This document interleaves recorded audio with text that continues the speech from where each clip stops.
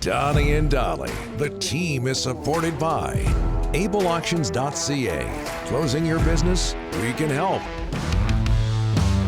Thursday, and all of today's guests, including John Shannon, standing by, are brought to you by the Vancouver Giants. Giants are now taking deposits for the 24-25 season. Put your deposit down before May 3rd. You got to hurry and receive a complimentary Giants hat. For more information, head to vancouvergiants.com or call 604-4-GIANTS. As John Shannon joins us, NHL Analyst, host of the Bob McCown podcast, and he joins us from St. John's, Newfoundland, where he will be attending the funeral for Bob Cole, the late, great Bob Cole. John, thanks for doing this, sir, making time for us today. How are you? Always. I'm great. By the way, if Toigo gave away a triple O burger with the hat, you'd get more season ticket holders, too. Yeah, well, Yes. maybe he'll double up next year after that suggestion. Hey, John, in all seriousness, I would imagine today, Bob Cole's funeral, as I state the obvious here, will be emotional for you, saying goodbye to a friend, and as a Canadian kid, it'll be tough. Yeah, it will be. Visitation is today. Funeral is actually on Friday. Okay. So it's a family time to connect with his former wife, Karen, and the four kids. It's fascinating, though, guys. It was a week ago that we learned that Bob had passed away. But because of technology and YouTube and social media, his talents and his skill and his passion for hockey have lived through this week and will live forever. And it's one of the great positives about being alive in 2024. So generations a lot longer than the three of us can enjoy what Bob Cole did. Yep. God bless him. We'll take a tough turn here, John, and talk about what's going on in the NHL playoffs. But just your opinion of the job the Predators are doing, giving the Canucks so much trouble in this first round. Well, it's the only way they're going to win. And when you compare the way the other series have gone, the Oilers series, the Jets series, they're a lot faster. And I'm sure the Canucks would like to play a lot faster. But Andrew Burnett has his team playing a way that it's the only way they're going to succeed and beat the Vancouver Canucks. And it's not pretty at times. But for Predators fans, I'm sure they're quite satisfied. I still think and maintain the Canucks will win this series. They have better talent. They have a better will to win in my mind. And that was the measure of Besser and Miller in Game 4. So this is just a matter of time and in my opinion, postponing the inevitable of having a Canuck victory, which means we're going to get a Canadian series in the next round. Which means a Canadian team will be in the Final Four. You mentioned Andrew Burnett there, and we now all know that he was ousted in Florida, his first go-around as a head coach. What's the general consensus on him as a bench boss? Oh, I think that there's a few teams that interviewed Burnett after he left Florida, and maybe even the Devils themselves who hired him as an associate coach that are regretting that they let him go or didn't hire him at the time. He interviewed very well for a few teams, and the relationship that he had with Barry Trotz and with the city of Nashville, considering he played for the Predators, I think won out. He's a modern-day coach. He understands what players need and players want. He has a good tactical eye, and he's also hard-fisted and heavy-handed when he needs to be. The best example of that is the discussion and decision that he and Trotz made about the trip to the Sphere that seemed to have changed this fortune for this hockey club earlier this season. But Andrew Burnett's it's hard to talk about a guy being young in his 40s, but Andrew Burnett's a good young coach.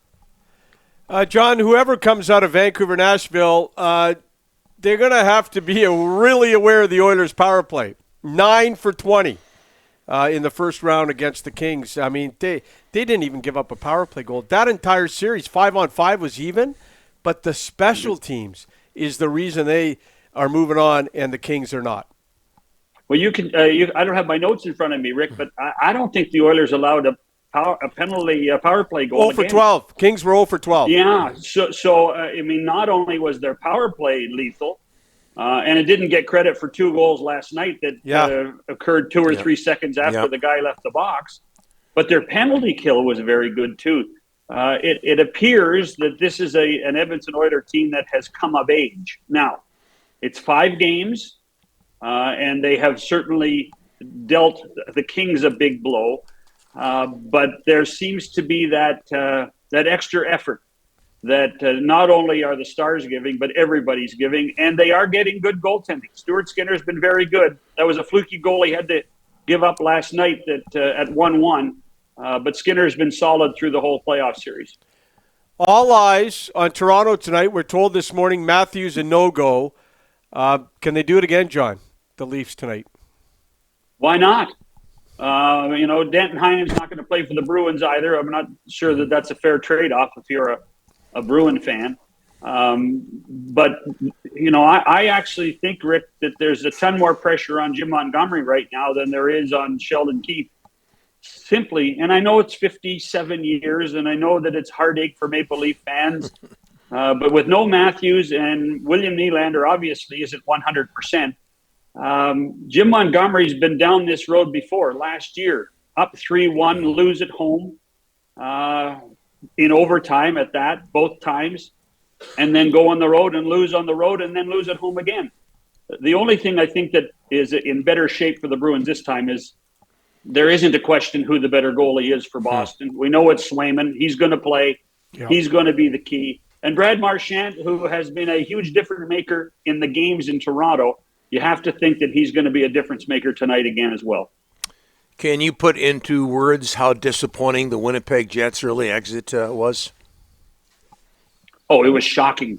And if you hear the post-game comments and then the exit meeting comments from the players, I think it was shocking to them too. It wasn't for lack of effort. It wasn't for lack of trying. Connor Hellebuck said, in fact, that he was really dialed in and playing great goal and couldn't see the puck at times. They were shooting it so well.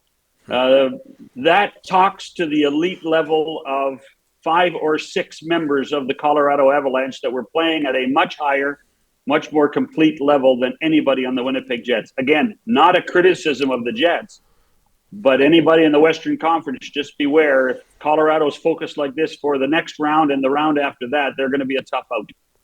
This story is making the rounds even though we're into the playoffs. But can you envision Rod Brindsmore, whose contract is about to end, can you envision him leaving Carolina? No. I don't understand the storyline coming out now. Rod yesterday on local television addressed it. He was very comfortable in talking about it. You know, it's important at this time of year to be able to compartmentalize what you have to do as a coach, as a player, and this is another one of those times for Rod Brindsmore that after every post game now, between the time and when they finish the Hurricanes do, that he's going to be asked the coaching question. But I would hope that he's able to stay focused on the task at hand for the Hurricanes. Rod Brindsmore and the Hurricanes were, they were made for each other. He was made for that franchise. He was made for that city. I'd be shocked in some form or manner that he left at this key time. John, thanks for this and all the best to the Cole family. And thank you, boys. Have a great day. And yes, we'll be thinking about Robert Cecil Cole. Thanks, John. Appreciate it. We'll talk to you next week.